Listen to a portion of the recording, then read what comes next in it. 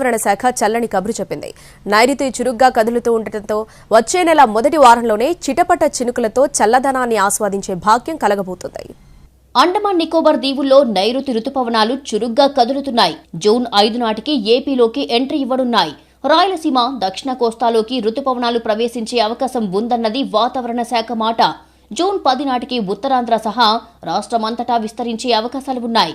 2 రోజుల క్రితం నైరుతి రుతుపవనాలు ఆగ్నేయ అరేబియా సముద్రం, మాల్దీవులు, కొమెరిన్ ప్రాంతం, దక్షిణ బంగాళాఖాతంలోని మరికొన్ని ప్రాంతాలతో పాటు అండమాన్ దీవులు సముద్రంలోకి చకచకా విస్తరించాయి. త్వరలోనే నైరుతి రుతుపవనాలు మరింత పురోగమించి దక్షిణ అరేబియా సముద్రం, మాల్దీవులు, అండమాన్లోని మిగిలిన ప్రాంతాలతో పాటు మధ్య బంగాళాఖాతానికి విస్తరించనున్నట్లు వాతావరణ శాఖ వెల్లడించింది.